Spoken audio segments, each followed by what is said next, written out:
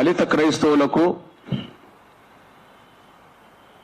SC హోదా వర్తించదు అని వచ్చిన రాష్ట్రపతి ఆర్డర్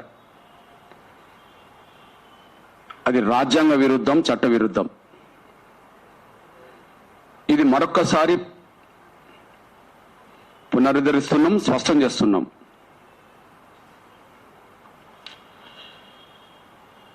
ఇది రాజ్యాంగ చట్ట వ్యతిరేకమే కాకుండా అది దళితుల పట్ల ఉండబడే వివక్షతకు, దళితుల మీద ఉండే చిన్న చూపుకు ఆ ఆర్డర్ ఒక నిదర్శనం. ఇది రాజ్యాంగ వ్యతిరేకం, అది చట్ట వ్యతిరేకం, అది వివక్షతో కూడిన ఆర్డర్. దాన్ని పూర్తిగా ఉపసంహరించుకోవడమో లేదా సవరించుకోవడమో జరగాలని చెప్పి మేము రాష్ట్రపతిని కోరుతున్నాం. అందుకు అనుగుణంగా కేంద్రం చొరవ తీసుకోవాలని చెప్పి కూడా గుర్తు చేస్తున్నాం. ఇది రాష్ట్రపతి ఆర్డర్ కనుక రాష్ట్రపతిని కోరుతున్నాం. కేంద్రం చొరవ తీసుకోవాలని చెప్పి మేము విజ్ఞప్తి చేస్తున్నాం.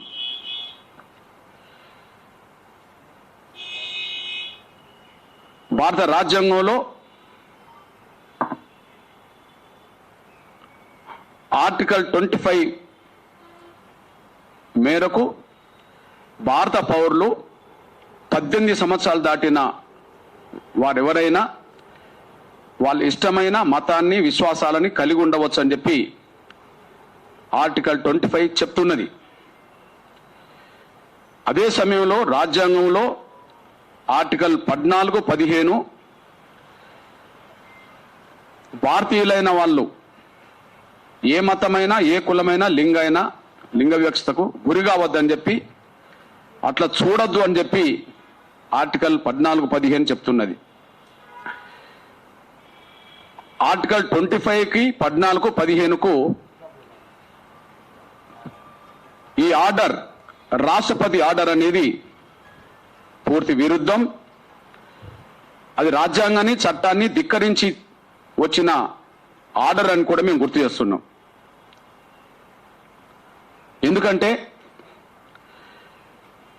1950 జనవరి 26 నుంచి రాజ్యాంగం అమల్లోకి వచ్చింది. 1950 జనవరి 26 నుంచి ఈ రాజ్యాంగం అమల్లోకి వచ్చింది. అంటే ఆ రోజు నుంచే ఆర్టికల్ 25, ఆర్టికల్ 14, 15 అమల్లో ఉన్నాయి. ఆ రోజు మతం మార్చుకునే సమయంలో కేవలం దళితులు మాత్రమే మార్చుకోవద్దని చెప్పి, ఇందులో ఏమీ నిబంధనలు ఏమి లేవు. అసలు మతం కోణమే లేదు. ఆర్టికల్ 341 అది ఎస్సీలను గుర్తిస్తుంది. ఆర్టికల్ 342 అది ఎస్టీలను గుర్తిస్తుంది. ఈ లెక్క పరంగా ఎస్సీలకు, ఎస్టీలకు వాళ్ళు నమ్ముకున్న మతంతో సంబంధం లేకుండా ఎవరికైనా వాళ్ళు నమ్ముకున్న మతంతో సంబంధం లేకుండా రిజర్వేషన్లు అమలుకి వచ్చినాయి. అవి అమలు జరుగుతుండగానే ఈ ఆర్డర్ వచ్చేసింది. ఈ ఆర్డర్ 1950 ఆగస్టు 11న వచ్చింది. అంటే రాజ్యాంగం అమల్లోకి వచ్చేటప్పుడు రాజ్యాంగ చట్టంలో నిబంధనలు ఏమి లేవు. కానీ 8 నెలల తర్వాత మాత్రం నిబంధన రాష్ట్రపతి ఆర్డర్ పేరుతో వచ్చేసింది. ఈ ఆర్డర్ ఆర్టికల్ను ఉల్లంఘించినట్టే 25ని, ఈ ఆర్డర్ 14, 15 ఉల్లంఘించినట్టే. ఎందుకు అనంటే కేవలం ఎస్సీ రిజర్వేషన్లు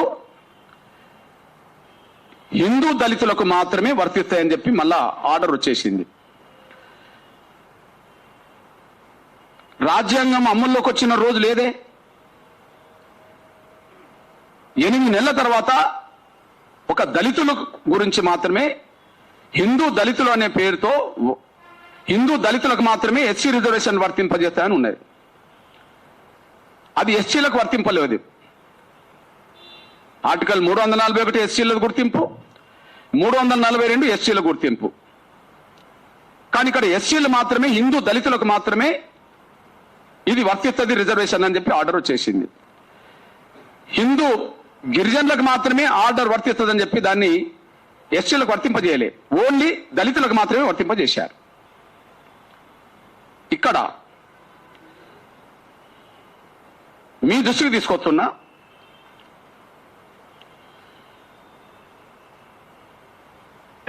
దళితులు అన్నబడుతున్న వాళ్ళు నమ్ముకున్న విశ్వాసం కలిగి ఉండే స్వేచ్ఛ ఎందుకు రద్దయింది? ఈ ఆర్డర్ ఎందుకు రద్దు చేసింది?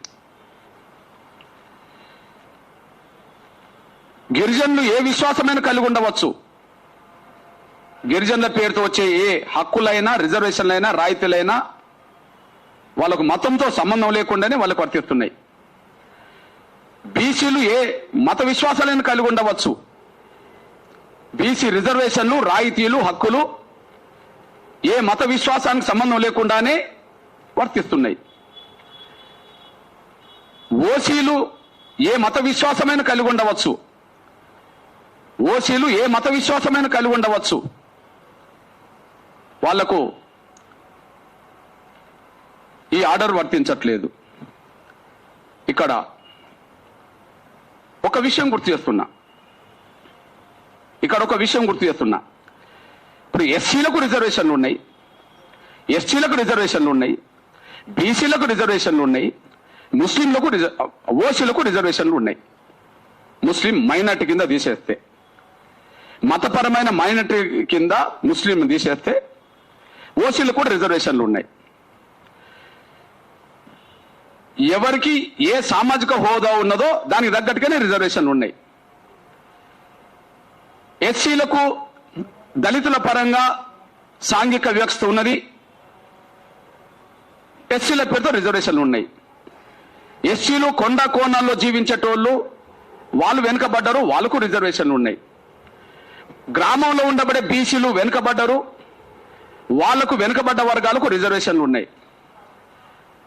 అగ్రకులాల్లో కూడా పేదలు ఉన్నారు, పేదలకు ఇప్పుడు రిజర్వేషన్లు వచ్చినాయి. ఇప్పుడు రిజర్వేషన్లు ఎవరికి లేవు?